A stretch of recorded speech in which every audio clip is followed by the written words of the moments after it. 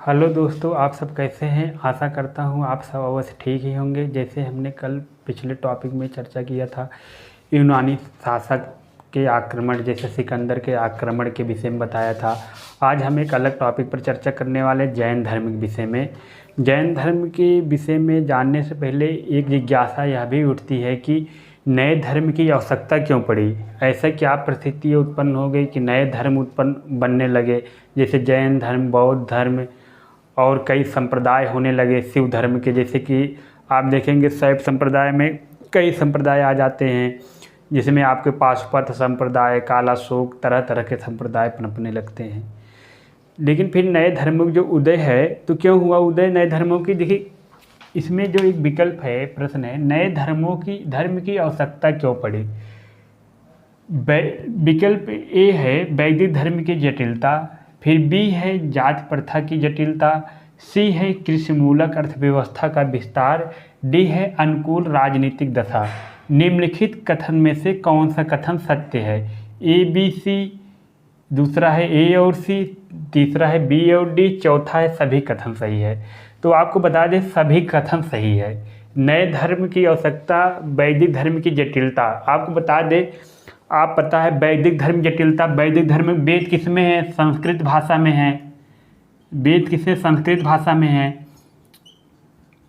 और संस्कृत भाषा की पहुँच जो है सिर्फ एक वर्ग तक, पुरोहित वर्ग तक ही सीमित था, यानी कि ब्राह्मणों तक ही सीमित था। और बाकी जो छोटे यानी शूद्र व्यक्ति थे और मध्यम जो और वैश्य वर्ग से संबंध रखते थे, उनको भी संस्कृत भाषा का ज्ञान ही नहीं था। क्योंकि संस्कृत भाषा जो ब्राह्मण लोग थे उसको देव की वाणी मानते थे, तो इसलिए बोलते थे खाली ये भाषा का ज्ञान सिर्फ ब्राह्मणों को होना चाहिए। इसलिए वैदिक धर्म की जटिलता संस्कृत भाषा, देखो संस्कृत भाषा थी, जिसके परिणाम स्वरूप लोगों के बीच एक दूरीपन आया कि अरे यार ये भाषा कठिन है और पंडित लोग हमें इस भाषा को सीखने नहीं दे रहे हैं। तो ये भी एक कारण है नए धर्म को उदय के लिए, क्योंकि नए धर्म के लोग अग्रसर हो। क्योंकि नया जो धर्म आया जैन धर्म, उसमें जो भाषा था सरल भाषा था। जैन धर्म में प्राकृतिक भाषा था, जिसे अर्धमागधी भी बोलते हैं। और जैन और बौद्ध धर्म में पाली भाषा था, यानी जनमानस की भाषा में ही पूरे क्रियाकलाप होते थे, उसमें बोला जाता था, उस सत्संग होते थे और बैठक होती थी। तो उसमें प्राकृतिक या पाली भाषा की चयन होता था। और दूसरा जाति प्रथा की जटिलता। जाति प्रथा की जटिलता भी नए धर्मों को देख कारण बना। जाति, अब जैसे कोई ब्राह्मण है, ब्राह्मण,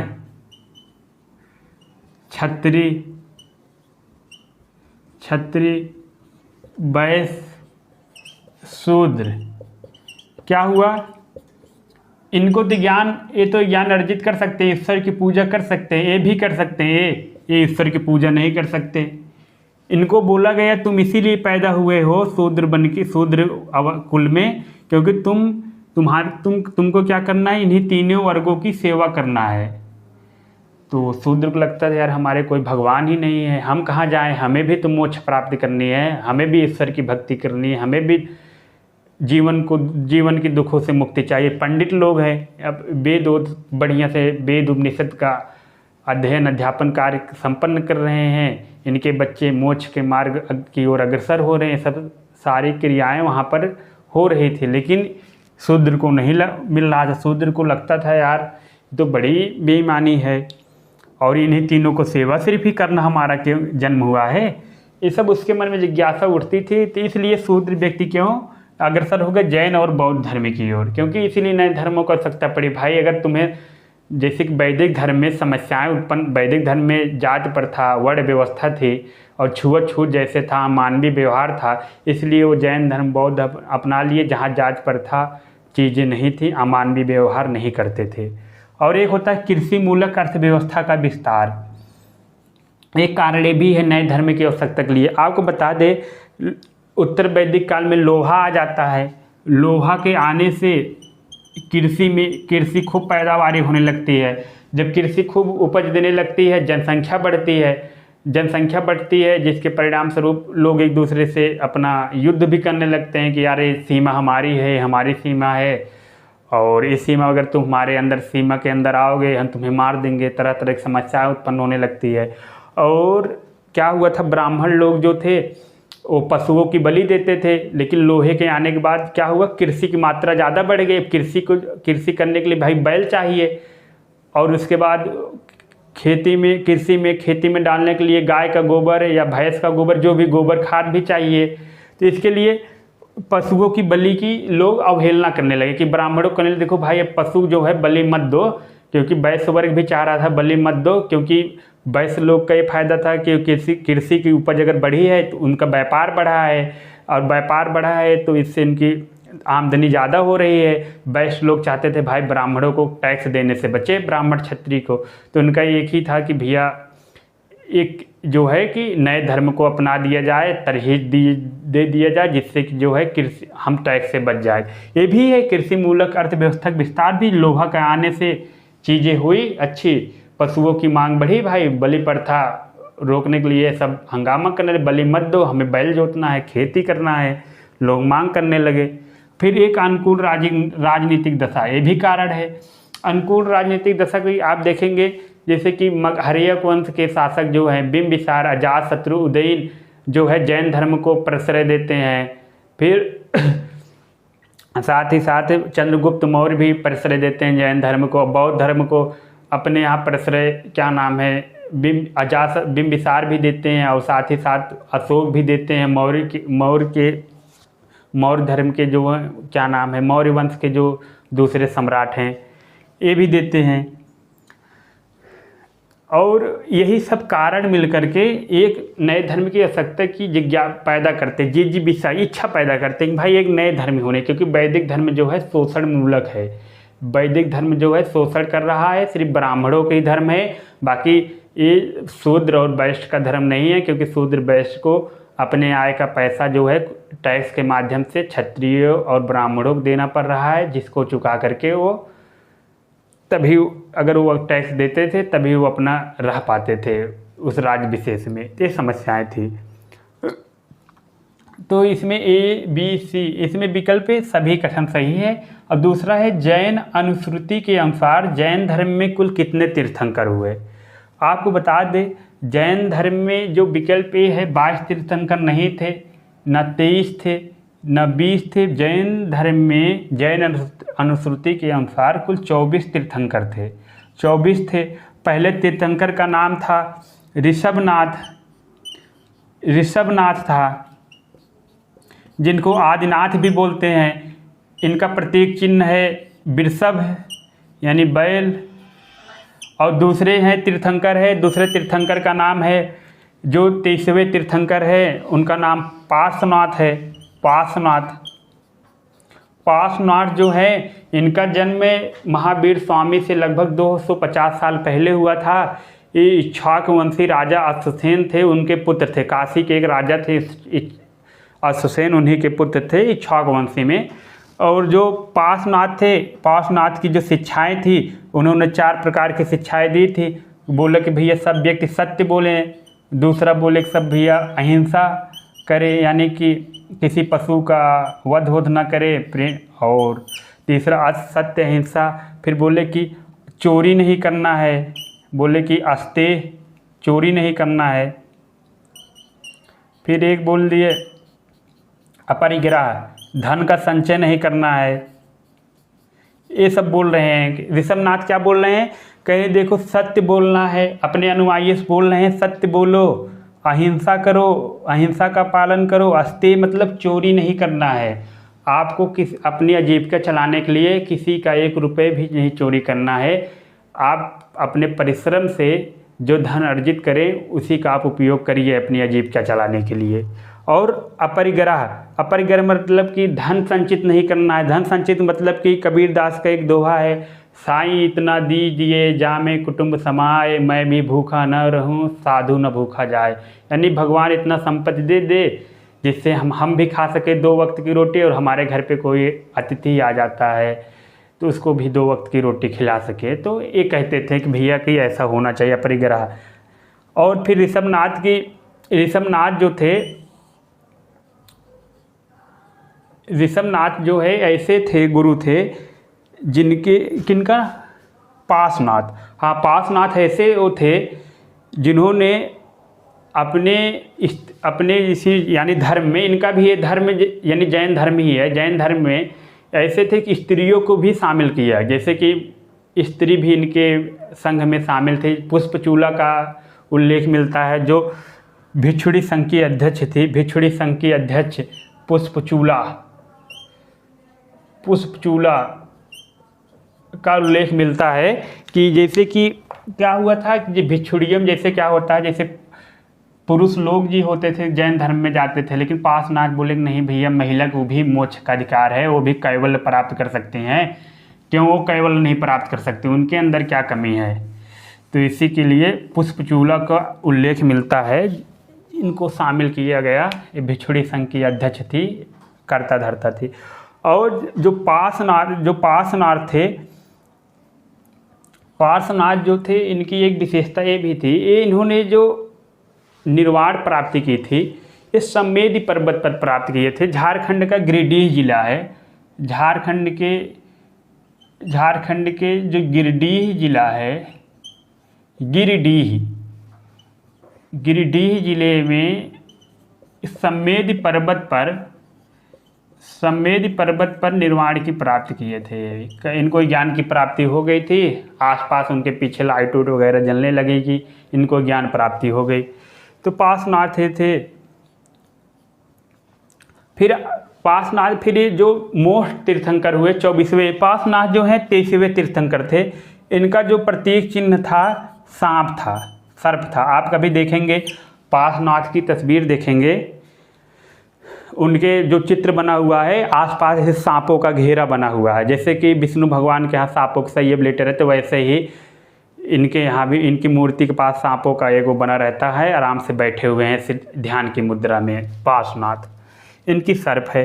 फिर एक जो मोस्ट इम्पॉर्टेंट तीर्थंकर है, 24वें तीर्थंकर का नाम है महावीर स्वामी, जो सबसे इम्पॉर्टेंट है। आपको बता दें, महावीर स्वामी जो हैं जैन धर्म के अंतिमवें तीर्थंकर हैं। इनका जन्म जो हुआ था, महावीर स्वामी का जन्म हुआ था 568 यानी कि 540 बीसी में। जन्म 540 बीसी में हुआ था और इनके पिताजी का नाम था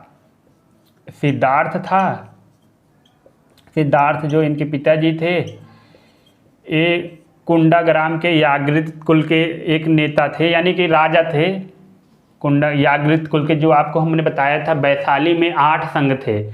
हमने जब महाजनपद काल के लेक्चर में बताया था, तो वैशाली जो था, वैशाली में एक था, वैशाली के लिच्छवी थे, एक कुंडाग्राम के याग्रित थे और एक वहाँ के विदेह थे, यानी कि जो मथुरा क्या नाम है वो क्षेत्र के, जहाँ मिथिला के विदेह थे।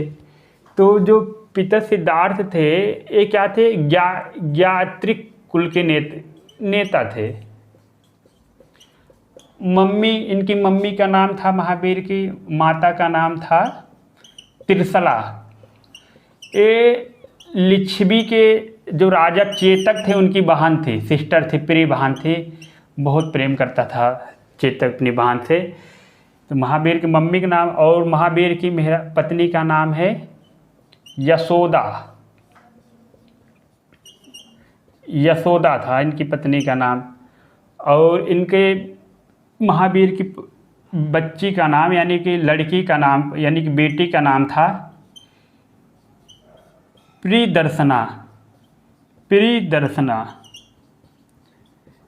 प्रिदर्शना या अनुजा भी बोलते हैं इन्हें। अनुजा कहीं कहीं लेकिन मिल जाता है, अनुजा भी इन्हें बोलते हैं। महावीर की बेटी हो गई। और उसके बाद महावीर के बहुत एक प्रिय शिष्य थे। उनके शिष्य का नाम था मखली गोसाल, जो आजीवक संप्रदाय से संबंध रखते शिष्य थे। मखली गोसाल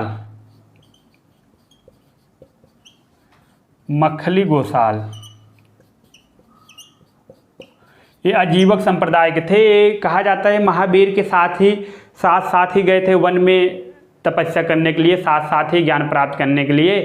तो कुछ दिनों बाद जब ये तपस्या करते हैं, इनको कुछ दूसरा ज्ञान प्राप्त होता है, तो ये अपना मार्ग बदल देते हैं। लेकिन महावीर को ज्ञान की प्राप्ति नहीं होती, उनको ज्ञान की प्राप्ति होती है लगभग 42 साल को 12 साल के बाद घर छोड़ने के। तो इनके विचारों में मतभेद आ जाता है, जिसके परिणाम स्वरूप जो ये हैं मखली गोसाल अपना अलग से संप्रदाय चलाने लगते हैं। लेकिन देखते हैं मखली गोसाल की जो बोलते थे, जो परिचर्चा, जो संवाद करते थे, उस संवाद को सुनकर के लोग उनके जैसे दुखों से मुक्ति नहीं पाते थे। महावीर से प्रभावित होकर सब लोग दुखों से मुक्ति पा जाते थे। उनके जो दुखों उन्होंने महावीर स्वामी ने मार्ग बताया था। फिर उसके बाद क्या हुआ था, फिर मखली गोसाल भी महावीर स्वामी से प्रभावित होकर के वह भी उनके बातों को अपना लेता है, उनके धर्म को अपना लेता है और उनकी शिक्षा को ग्रहण करके फिर वह आगे चला जाता है और अलग अलग राज्यों में जनमानस में अपनी बातें रखता है, महावीर की बातें रखता है, बताता है कि मोक्ष कैसे प्राप्त करना है। अगर जब मोक्ष प्राप्त कर लोगे तो दुखों से मुक्ति मिल जाएगी, यह तरह तरह की बताता है। फिर उस शिष्य मखली गोसाल थे और इनका दामाद भी था, शिष्य इनका बना था जमाली। दामाद जो थे उनका नाम जमाली था। ये भी शिष्य थे महावीर स्वामी के। आपको बता दें महावीर स्वामी ने घर छोड़ा था कितने साल की उम्र में, 22-30 साल की उम्र में, अपने भैया नंदीवर्धन की आज्ञा से। रात अपने नंदीवर्धन भैया से आज्ञा मांगे कि भैया हमें यहाँ मन नहीं लग रहा है, मुझे यहाँ जैसे लगता है घर में कैद हूँ और सब लोग दुखी हैं, दुखी से जीवन अगर मुक्ति पाना, इसके लिए मैं तपस्या करना चाहता हूँ। नंदीवर्धन बोलते हैं जाओ भाई करो तपस्या। इनके जो थे अपने 30 साल की उम्र में, अपने 30 वर्ष की उम्र में घर छोड़ दिए। महावीर ने घर छोड़ दिए किसकी आज्ञा से, नंदीवर्धन की आज्ञा से।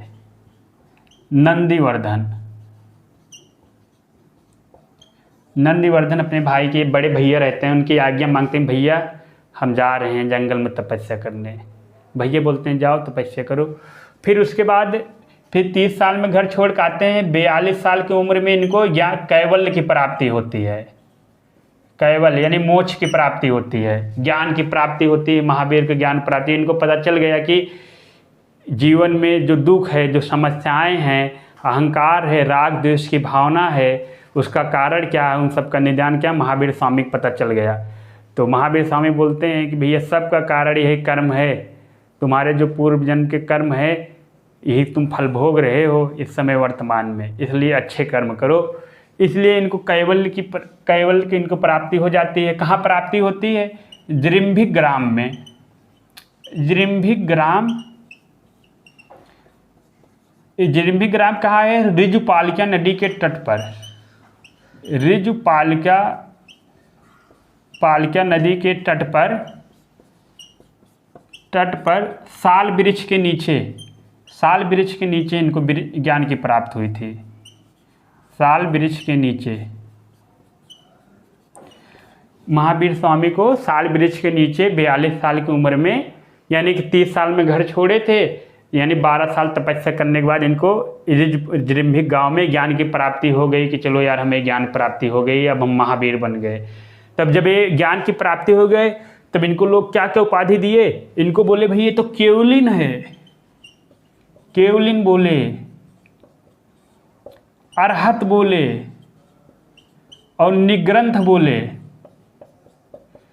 यानी केवलिन है, अरहत मतलब कि अभी दुखों से मुक्त, निग्रंथ बंधन रहित हो गए हैं। इसका मतलब क्या होता है, बंधन रहित,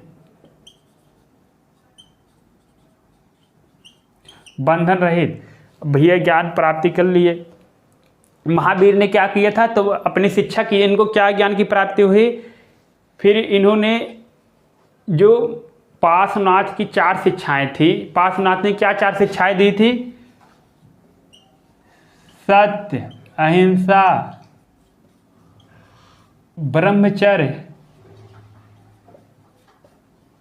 सत्य, अहिंसा, अस्तेय, अपरिग्रह, और महावीर को एक ज्ञान प्राप्ति ब्रह्मचर्य। ब्रह्मचर्य क्या आगे से एक ही शब्द जोड़ते हैं पार्श्वनाथ की दी हुई शिक्षा में, 4 शिक्षा में ब्रह्मचर्य, जिसे जैन धर्म में महाव्रत बोला जाता है। यानी कि महावीर बोले देखो असत्य हिंसा स्तेय परिग्रह का पालन करते आ रहे हो तो मोक्ष नहीं मिल रहा, लेकिन अब अगर मोक्ष पाना हो इन चारों जो महाव्रत है इसमें ब्रह्मचर्य भी अपना लो। ब्रह्मचर्य यानी मन से तन से ब्रह्मचर्य का पालन करना है, किसी पराई स्त्री को नज़र नहीं गाड़ना है, क्योंकि जैन धर्म के जब 18 पाप पढ़ेंगे उसमें लिखा है 18 पापों में, जैन धर्म 18 पापों को माना गया, उसमें लिखा है किसी स्त्री को देखना नहीं है, पराई स्त्री को, और साथ ही साथ मदिरापान का सेवन नहीं करना है, और इशारों से भी झूठ नहीं बोलना है। ये सब चीज़ें उसमें 18 पापों में है। तो ये शिक्षा दिए। फिर उसके बाद शिक्षा उच्छे दे दिए महावीर स्वामी ने। तो महावीर स्वामी की शिक्षा को बहुत सारे लोग मानने लगे, क्योंकि उनकी शिक्षा में ऐसा था, लोग पालन करते थे, जिसके परिणाम स्वरूप वो दुखों से मुक्ति भी पाते थे। लेकिन उनकी शिक्षा में कठिनाई ये थी कि इसमें समस्या ये थी कि बहुत अपने शरीर को दुख भी देना पड़ता था। जैसे दुख देने से मतलब ये है कि महावीर स्वामी जो थे वो महावीर स्वामी भैया अपने पूरे शरीर से वस्त्र ही हटा दिए, बोले कि नग्न अवस्था में ही ध्यान ऑन करो, क्योंकि जब पूरे शरीर से वस्त्र हट जाएगा तब जल्दी मोक्ष की प्राप्ति होगी। तो जिसके परिणाम स्वरूप और उसके बाद शरीर को खूब कठिन, यानी कि अगर तपस्या कर रहे हो खूब उसको तपाओ, अगर धूप हो रहा है और धूप में चले जाओ तपस्या करो,